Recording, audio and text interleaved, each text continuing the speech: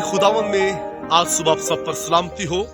मैं pastor Suhail John एक बार फिर मॉर्निंग डिवोशन के साथ आपकी खिदमत में हाजिर हूं और आज मुकद्दस लूका की अंजील और उसका 17वां बाब और उसकी 5वीं आयत मुकद्दसा से खुदा के कलाम को लेंगे।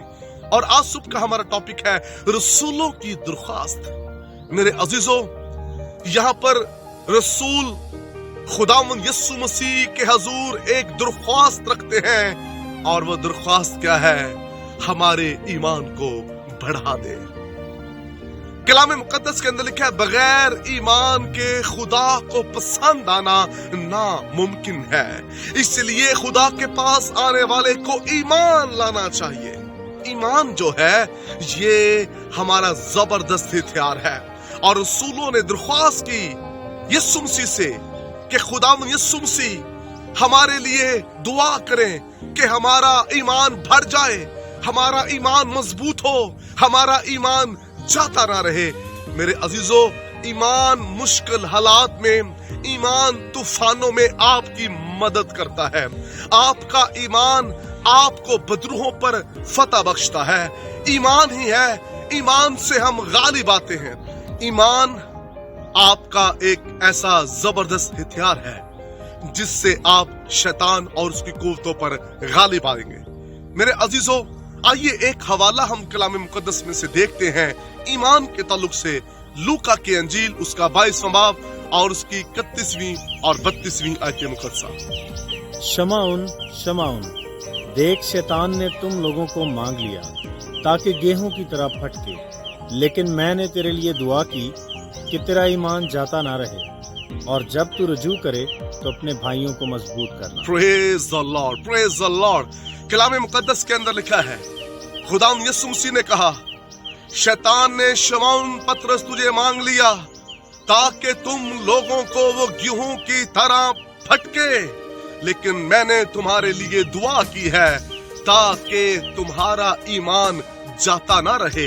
अक्सर लोग जो अपने ईमान पर कायम नहीं रहते और जो ये दरख्वास्त नहीं रखते खुदावंद यीशु मसीह के हजूर, रसूलों की तरह हमारे ईमान को बढ़ा, जब इब्लीस उन्हें गेहूं की तरह फटक रहा होता है, जब तूफान, जब मुश्किलें, जब बीमारियां, जब मुसीबतें उनकी जिंदगी में आती हैं तो वो उसमें बर्बाद हो जाते हैं।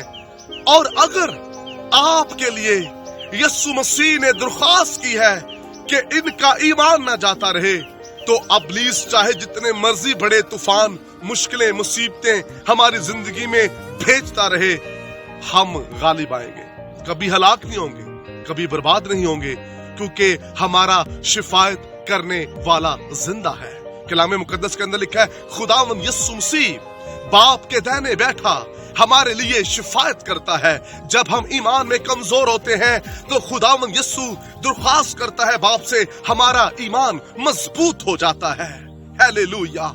इसलिए ये बाबरकत दरख्वास्त जो रसूलों ने यीशु के हजूर में रखी, हमें भी हर रोज ये कहना चाहिए, यीशु मसीह मेरे ईमान को बढ़ा, मेरे ईमान को मजबूत कर। खुदा मेरा ईमान कमजोर ना हो। जब आप ईमान में मजबूत होंगे तो आप इब्लीस की कुव्वतों पर गालिब आएंगे, आप अपनी फिक्रों पर, मुश्किलों पर, आप बीमारियों पर गालिब आएंगे, क्योंकि ईमानदार लोग खुदा को पसंद है।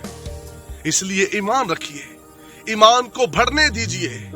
आपके ईमान का लेवल हर रोज बढ़ना चाहिए, यहां तक हमारा ईमान कामिल हो कि पहाड़ों को हुक्म दें और वो मैदान हो जाए। यहां तक हमारा ईमान होना चाहिए। और देखिए, जिन लोगों का ईमान मजबूत था वो गालिब आए, उन्होंने फतह हासिल की। बाइबल मुकद्दस के अंदर बेशुमार आपको ऐसे किरदार मिलेंगे जिनका ईमान बाइसे बरकत था, जिनका ईमान मुश्किलों मुसीबतों में भी जबरदस्त था और वो गालिब आए। आइए आज सुबह आप भी कहें, यीशु मेरे ईमान को बढ़ा। आपका ईमान दिन ब दिन बढ़ता जाना चाहिए। ऐसा ईमान जो ईमान इब्राहिम के अंदर था, एक बड़ी कौम उसके वसीला से पैदा हुई, वही ईमान हमें अपने अंदर रखने की जरूरत है। और उस ईमान के लिए रसूलों की तरह दरख्वास्त करें, खुदावंद हमारे ईमान को बढ़ा। कम इत्कादी जाती रहे, जब कम इत्कादी होगी हम गालिब नहीं आएंगे। एक जगह पर शागिर्द बदरू को नहीं निकाल सके मिर्गी की, और उसका सबब क्या था? कम इत्कादी, ईमान का कमजोर होना। जब हमारे मामला ठीक नहीं हो रहे होते, बीमार अच्छे नहीं हो रहे होते, कलीसिया बढ़ नहीं रही होती, हमारे हालात ठीक नहीं हो रहे होते, ऐसे हालात में क्या करने की जरूरत है? ये दरख्वास्त करने की, हमारे ईमान को बढ़ा। ईमान बहुत सी चीजों को जो है जन्म देता है। आइए आसुब अपने ईमान पर गौर करें। खुदावंद आपको बरकत दे।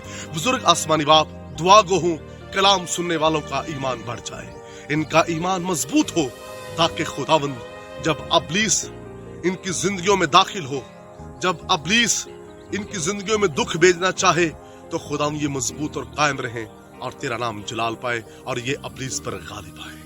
ये सुना।